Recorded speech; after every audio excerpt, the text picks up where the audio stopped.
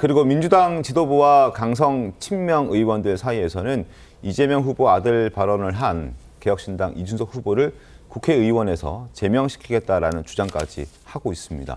이준석 후보는 민주당이 자신을 제명하려 든다면서 기자회견까지 했는데요. 이준석 후보 목소리 먼저 들어보겠습니다. 민주당과 그 2중대, 3중대, 4중대 격에 해당하는 정당들이 저를 국회의원직에서 제명시키겠다고 합니다. 이재명 후보가 만에 하나라도 집권하게 된다면 어떠한 일이 벌어질지 예고편처럼 보여주는 풍경입니다. 입만 열면 김대중, 노무현 정신을 외치더니 전두환의 계엄 정신을 이어받은 세대인가 봅니다. 제가 하도 이재명 후보에 대한 검증을 세게 하다 보니까 이재명 후보가 평소 성격대로 화를 분출하면서 그 밑에 있는 국회의원들이 이준석을 제명하겠다고 언론에다 이야기하더라고요. 동탄 이신도시의 국민들께서 저를 헌법기관인 국회의원으로 만들어주셨는데 감히 이재명 후보가 어떻게 저를 제명한다는 얘기를 할 수 있습니까? 자, 이 논란에 이재명 후보는 이렇게 말했습니다. 들어보시죠. 과한 표현에 대해서는 자식 이기는 부모 없다고 잘못 키운 제 잘못이죠. 그러나 그 댓글 표현을 과장 왜곡해서 그치 마치 성적 표현인 것처럼 이렇게 조작해서 국민을 수치스럽게 만들고 여성 혐오 발언을 국민 토론회 장에서 함부로 한 행위에 대해서는 엄정한 책임을 져야 될 것입니다. 자, 그리고 이재명 후보는 추가적으로 이런 입장도 냈습니다. 한번 보시죠. 본인이 상상해서 만든 허구다. 이준석 후보가 이야기한 것은 본인의 상상이고 이건 허구다. 제명을 생각해 본 적은 없다라고 얘기를 했습니다. 민주당이 한 게 아닌데 민주당이 한 걸로 공격하면 이건 국민을 속이는 것이다 라고 얘기를 했죠. 자, 과연 누구 말이 맞는 걸까요? 이게 진실 공방으로 흘러가는 모양새입니다. 하나씩 보여드리죠. 자, 민주당에서 나왔던 발언들 한번 보시죠. 자, 김민석 의원 이렇게 얘기했습니다. 국회의원 제명. 그러니까 국민의힘 의원들의 찬성표에 힘입어 국민의 국회의원 제명으로 이루어질 것이다. 하버드 개장사도 개장사일 뿐이다 라고 얘기를 했고, 그 다음 김용민 의원 거 한번 보시죠. 자, 김용민 의원은 국회의원도 제명하고 모든 방송사에서 퇴출시켜야 한다. 이준석 후보를 이렇게 얘기를 했고요. 한준호 최고위원도 이렇게 얘기했습니다. 이준석 후보를 정치권에서 퇴출시켜야 한다. 의원직 제명도 검토해야 한다라고 입장들을 낸 겁니다. 저렇게 이제 지도부, 김용민 의원은 아니지만 한준호 의원과 김민석 의원은 지금 현직 더불어민주당의 지도부이죠. 제명 이야기를 꺼내 들었습니다. 그리고 민주당을 포함한 진보 성향의 정당들이 지난달 30일에 이준석 후보의 징계안을 실제 또 발의를 했습니다. 물론 징계안을 발의한다고 해서 바로 제명으로 이어지는 건 아니지만 여러 가지 절차를 좀 거쳐야 하긴 합니다만 어쨌든 제명이 또 아주 불가능한 상황은 또 아니어서 이런 논란도 불거지고 있는 그런 상황입니다. 뭐 경고가 될 수도 있고 사과를 할 수도 있고 뭐 당분간 뭐 일정 기간 동안 국회 출입 못하는 어떤 징계가 내려질 수도 있고 실제 제명까지 이어질 수도 있는 그런 상황이긴 한데 어쨌든 더불어민주당의 지도부가 제명을 하겠다라고 공식적으로 언급한 부분, 뭐 개인적인 아니 우선 징계안을 냈잖아요. 네.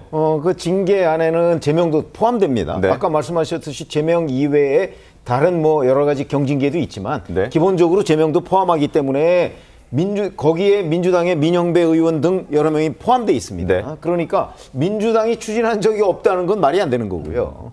그다음에 뭐 김민석 뭐 이런 최고위원들이 지금 얘기를 하고 있잖아요.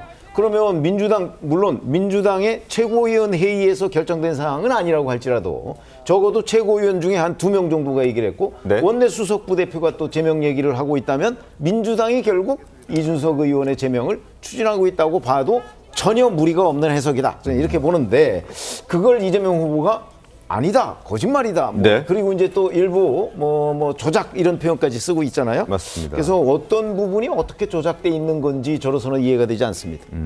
어떻게 돼 있는 겁니까 이게 지금? 글쎄요, 이제 계속 얘기가 나오는 것처럼 일단 징계안이 올라간 것에 불과하고요. 네. 뭐 이 부분에 대해서 이준석 후보가 뭐 민주당이 그리고 이재명 후보가 본인을 제명시키려고 한다라는 부분은 저는 이준석 후보 특유의 또 과장법이 아닌가라고 생각이 듭니다. 과장법이요?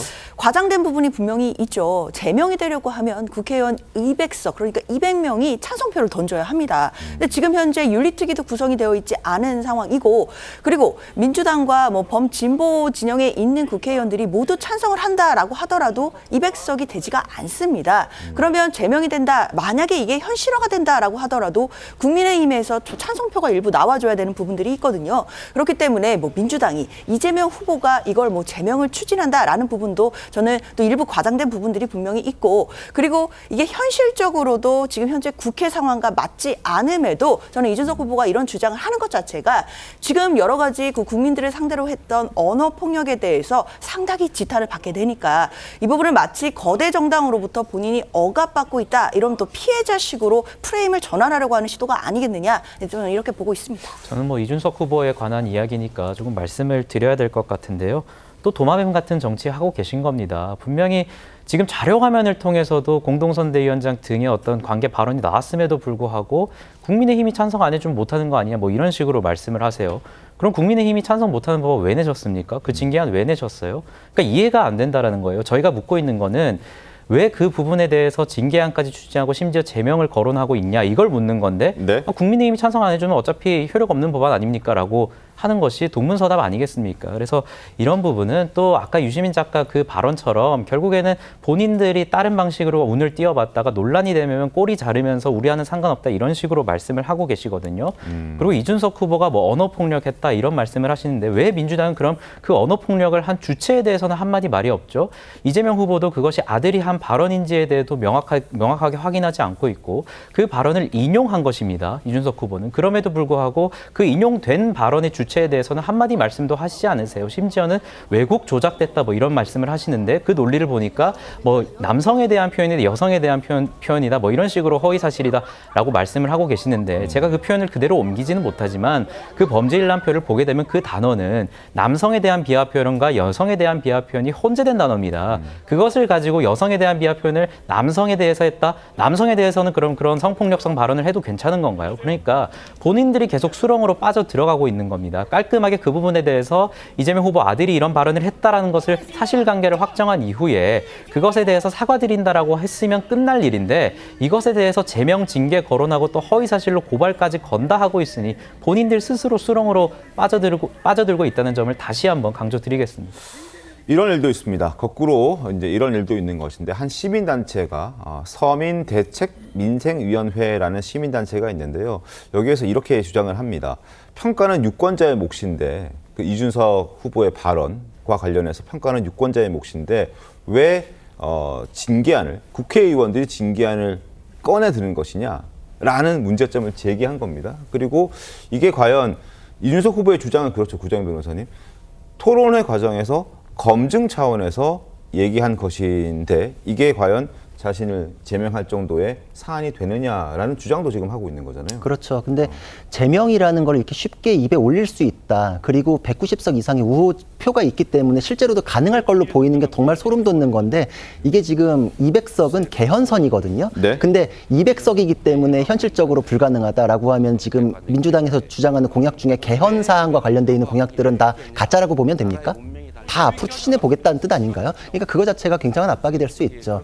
저는 이준석 후보의 발언이 품격을 잃었다라고 생각을 합니다. 그런데 책임 소재는 명확히 따져야 되는 게 우리 이제 예를 들자면 어떤 참혹한 살인 사건이 벌어져서 막 선혈이 낭자했는데 취재진들이 가가지고 국민의 알 권리 차원에서 그거를 속보로 내보내다가 불러 처리가 제대로 안 된 경우가 있을 수 있어요.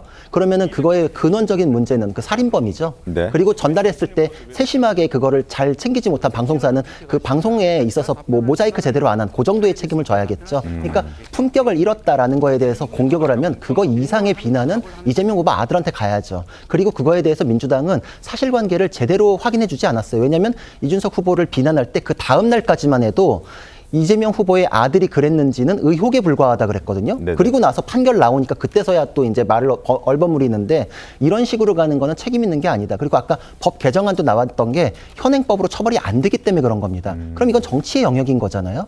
우리 판례에도 있어요. 혐오적인 발언이 상대방의 기분을 상하게 하더라도 도덕적으로 문제가 되는 것들을 형사 처벌하는 걸로 바로 직결시킬 수는 없다라고 해요. 그러니까 현행법화에서 처벌을 못하니까 지금 법도 부랴부랴 만드는 게 정치적 평가의 영역이라는 걸 더 명백히 드러내는 사안이라고 생각합니다. 자, 이런 상황들이 벌어지자 민주당과 개혁신당은 서로 고발과 맞고발을 하고 있는 상황입니다. 더불어민주당은 윤석 후보를 향해서 허위사실 공표 혐의, 후보자 비방 혐의 고발했고 이준석 후보는 맞고발, 무고 혐의로 더불어민주당을 또 맞고발했습니다.